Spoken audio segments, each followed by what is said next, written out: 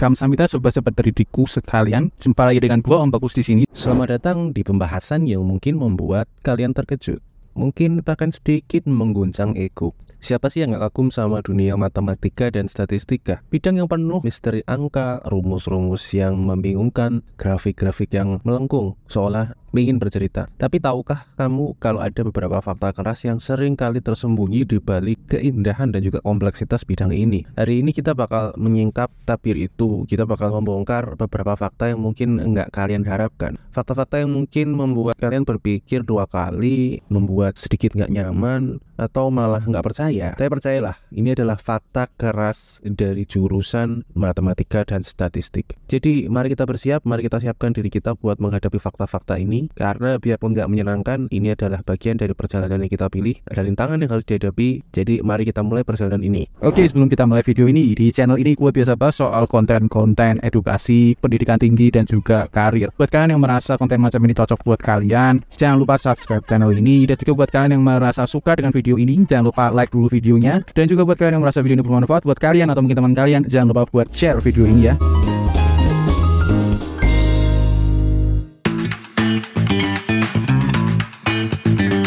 Pada titik ini kita perlu membicarakan tentang ilmu yang belum sepenuhnya siap dipakai sebagai lulusan matematika dan statistika. Kalau kalian berpikir bahwa jadi seorang matematikawan, statistikawan berarti hanya duduk di depan komputer atau notebook, main-main hitung-hitungan angka, ya kalian perlu mempertimbangkan kembali matematika dan statistika. Dalam kenyataannya itu bukan sekedar analisis dan kalkulasi. Sebenarnya ini adalah tentang memahami konteks nyata dari data yang nyata yang akan kita analisis. Ini berarti kita harus melihat di luar angka dan memahami sebenarnya apa yang ingin mereka katakan tentang dunia nyata. Misalnya teman-teman ingin menganalisis data tentang perubahan harga saham. Teman-teman tentu akan perlu memahami pentingnya perubahan itu terhadap lingkungan pasar modal dan bagaimana mempengaruhi kepentingan para pemegang saham. Lebih jauh lagi, dengan perkembangan teknologi dan juga industri keuangan, banyak pekerjaan di bidang ini memerlukan keterampilan dalam misalnya ilmu pemrograman atau ilmu pasar modal. Teman-teman dari jurusan ini mungkin perlu memahami penggunaan bahasa pemrograman R atau Python untuk menganalisis data, memahami analisis pasar saham, bagaimana mereka bekerja, tapi bagaimanapun juga penguasaan big data analytics atau machine learning itu menjadi prasyarat penting dalam industri ini, termasuk di industri keuangan. Tapi ini adalah fakta yang paling keras ya. Memang ada lulusan matematika dan statistika yang nggak mau atau mungkin nggak mampu mempelajari keterampilan tambahan ini. Biarpun itu sebenarnya lebih mudah daripada mempelajari ilmu statistika dan matematika, ya mereka mungkin merasa bahwa apa yang mereka pelajari di universitas itu sudah cukup kewalahan dan nggak mau lagi belajar buat terus beradaptasi. Ya itu memang jadi alasan mengapa lulusan matematika dan statistika biarpun kelihatannya dibutuhkan, tetapi tingkat pengangguran dari khususnya lulusan matematika di rumpun sains itu merupakan tingkat pengangguran jurusan yang paling tinggi di rumpun ilmu sains. Kita lanjut ke fakta yang kedua ya, yang mungkin membuat beberapa di antara kita itu jadi nggak nyaman. Persaingan dengan bidang lain. Kita nggak sendirian loh dalam dunia analisis data dan angka yang rumit. Biarpun matematika dan statistika itu sendiri sudah jurusan yang berbeda, ada jurusan lain yang bermain di lapangan yang sama. Dan diantaranya juga bergerak dalam perkembangan yang sangat tinggi. Jurusan-jurusan ini contohnya jurusan sains data dan juga jurusan aktuaria.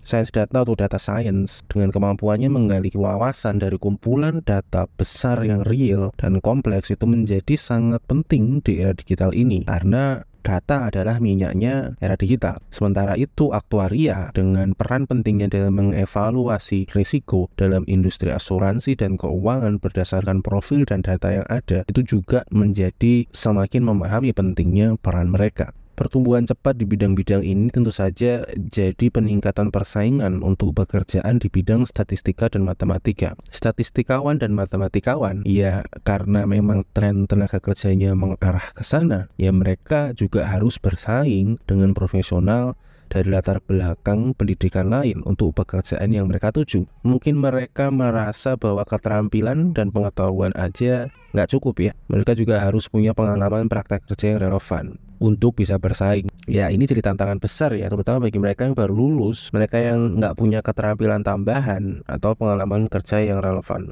Tapi itu adalah realitas dan teman-teman memang harus menghadapi realitas itu. Kita bergerak ke fakta keras yang ketiga, yang mungkin mengejutkan bagi beberapa orang. Ya, lulusan ini perlu pendidikan lanjutan. Menjadi seorang lulusan matematika atau statistika itu bukanlah perjalanan yang singkat dan mudah. Itu perlu waktu, usaha, dan dedikasi. Waktu belajar, mengerjakan tugas yang itu luar biasa sulit ya. Bagi beberapa orang itu sudah sangat banyak waktu yang diberikan di situ. Tapi bagi beberapa posisi bahkan bisa loh memerlukan lebih banyak persyaratan pendidikan formal. Posisi-posisi misalnya yang terutamanya ya dalam penelitian murni, penelitian teoritis itu perlu gelar lanjutan sampai bahkan tingkat doktoral. Ini berarti setelah kalian menghabiskan 4-5 tahun buat dapat gelar sarjana, kalian masih perlu habiskan 5-6 tahun atau bahkan lebih untuk dapat gelar doktoral. Ini bisa jadi tantangan besar bagi banyak orang, khususnya yang ingin mengarah ke ilmu murni tadi. Ya mungkin ada yang sudah capek dan nggak pengen melanjutkan pendidikan mereka, pengennya kerja aja. Mungkin ada juga yang merasa bahwa mereka itu nggak mampu, baik secara finansial ataupun kemampuan otak mereka untuk melanjutkan pendidikan. Ada juga yang ya mereka merasa sudah cukup dengan apa yang mereka pelajari di kampus dan ya kerja aja. Ya tapi inilah realitasnya, pasar kerja sekarang itu sangat kompetitif. Orang itu bisa dicari, perusahaan itu mencari orang yang punya pengetahuan dan kualifikasi yang dalam. Khususnya untuk pekerjaan-pekerjaan yang sangat berisiko tinggi, membutuhkan pengetahuan yang mendalam, ya tentu saja mereka bisa saja mempersyaratkan gelar sampai doktoral. Oke, sekarang kita sampai ke fakta keras keempat yang mungkin membuat kalian, khususnya yang introvert, itu merasa tidak nyaman. Komunikasi adalah kunci. Iya. Kalau kita bicara tentang bidang yang penuh dengan angka dan rumus, kemampuan buat komunikasi secara efektif itu tetap menjadi hal yang sangat penting. Kenapa demikian? Ya karena statistikawan dan matematikawan itu memang perlu mampu menjelaskan temuan mereka dengan jelas dan simpel. Mereka perlu mengambil informasi yang kompleks dan rumit dan menyajikannya dengan cara yang bisa dimengerti oleh orang biasa, orang yang nggak punya latar belakang matematika dan statistika. Ya ini bisa menjadi tantangan besar bagi banyak lulusan jurusan ini. Karena ya dari awal mereka itu orang yang analitis dan kebanyakan introvert. Mereka merasa tidak nyaman bicara di depan umum. Apalagi harus menjelaskan konsep-konsep yang kompleks dengan cara yang sederhana dan mudah dimengerti. Beberapa merasa sulit buat berkomunikasi dengan klien atau pemangku kepentingan yang mungkin punya harapan dan kebutuhan yang berbeda-beda. Tapi yang namanya kerja ya tentu saja memerlukan komunikasi ya. Jadi bagi orang-orang yang memang memiliki kemampuan di situ, kemampuan di analisis data, kemampuan komunikasi tetaplah penting. Tidak hanya untuk berkomunikasi terhadap orang lain, tapi juga berkomunikasi dalam tim. Dan bagaimana kita berkomunikasi itu akan sangat mempengaruhi prospek karir, bahkan akhirnya gaji kita. Kita sampai pada fakta keras kelima yang mungkin paling sulit buat kalian telan ya, yaitu ketidakpastian. Meskipun matematika dan statistika adalah ilmu yang berdasarkan logika dan kenyataan yang konkret, hasil analisis dari statistika dan matematika seringkali melibatkan tingkat ketidakpastian tertentu. Angka-angka yang kita dapatkan dari analisis itu bukanlah gambaran yang pasti dan mutlak, melainkan perkiraan yang terbaik dari data yang kita miliki. Menerima dan juga menjelaskan ketidakpastian ini bisa jadi tantangan besar dan berisiko secara pribadi. Bagaimana caranya kita menjelaskan ke klien atau pemangku kepentingan bahwa hasil yang kita berikan itu bukanlah suatu hal yang 100% benar, tapi ya hanya perkiraan yang bisa kita buat. Bagaimana menangani reaksi mereka kalau kemudian hari ada kemungkinan hasil yang kita berikan itu bisa salah. Ketidakpastian ini bisa mempengaruhi kepercayaan dan kepuasan klien, karena mungkin mereka bisa jadi merasa ragu-ragu untuk membuat keputusan berdasarkan hasil analisis kita.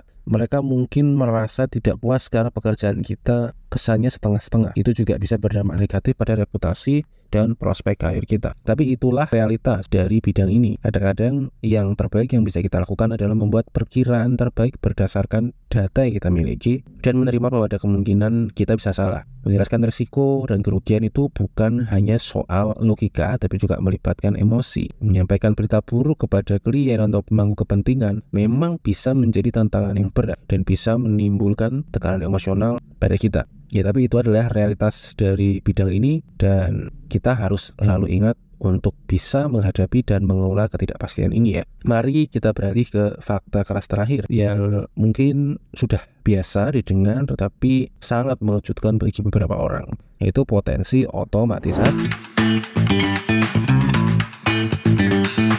Industri statistika, industri keuangan itu bukanlah industri yang statis. Mereka sangat berkembang sekarang dan mudah berubah ya karena adanya kemajuan teknologi yang pesat. Ini berarti juga cara kita bekerja itu harus siap untuk selalu berubah dan berkembang. Salah satu perubahan besar yang kita lihat adalah otomatisasi berbasiskan artificial intelligence. Sekarang banyak tugas analitik dasar di bidang data, di bidang keuangan bisa diotomatisasi menggunakan artificial intelligence. Ini berarti statistikawan, matematikawan nggak perlu lagi menghabiskan waktu mereka untuk melakukan perhitungan manual, melakukan pengecekan data secara manual. Sebaliknya mereka bisa menggunakan perangkat artificial intelligence untuk menyelesaikan tugas ini secara otomatis. Ya, ini memang punya dampak besar dan mempermudah cara kita bekerja. Tetapi ini akan mengurangi porsi pekerjaan kita. Kita perlu menemukan cara-cara untuk menambahkan nilai di luar tugas-tugas yang sebelumnya tadi sudah digantikan oleh AI. Kita perlu menunjukkan bahwa kita bisa memberikan interpretasi dan pemahaman yang mendalam yang tidak bisa diberikan oleh AI dan menjelaskan bahwa kita bisa membantu perusahaan atau organisasi untuk membuat keputusan yang lebih baik berdasarkan data yang kita analisis sebagai manusia. Tapi kenyataannya memang sih dengan penetrasi artificial intelligence tadi, tugas-tugas memang menjadi banyak yang bisa diotomatisasi. Perusahaan kedepannya mungkin akan membutuhkan lebih sedikit statistikawan dan matematikawan. Tapi di sisi lain, otomatisasi ini bisa membuka peluang kita untuk mengambil peran yang lebih berfokus pada analisis strategi dan juga konsultasi. Di sini kita bisa menggunakan waktu dan energi kita untuk berpikir bagaimana data dan analisis itu bisa digunakan untuk meningkatkan kinerja perusahaan, bagaimana perusahaan bisa menggunakan data untuk mencapai tujuan strategisnya, dan pekerjaan ini justru lebih menarik daripada sekedar menghitung dan mengolah data ya. Kurang lebih itu review tambahan dari gua. Dan kalau kalian masih ada pertanyaan, kalian bisa tulis aja di kolom komentar. Buat kalian yang kira-kira merasa fakta ini tidak cocok dengan kalian merasa nggak suka, pengen dislike aja, gue nggak masalah. Dan kalian merasa channel ini cocok buat kalian, membuat kalian merasa mendapatkan wawasan ide baru, kalian bisa subscribe channel ini, like videonya, share. Dan kurang lebih itu dari gua, dan see you in the next video. Bye-bye.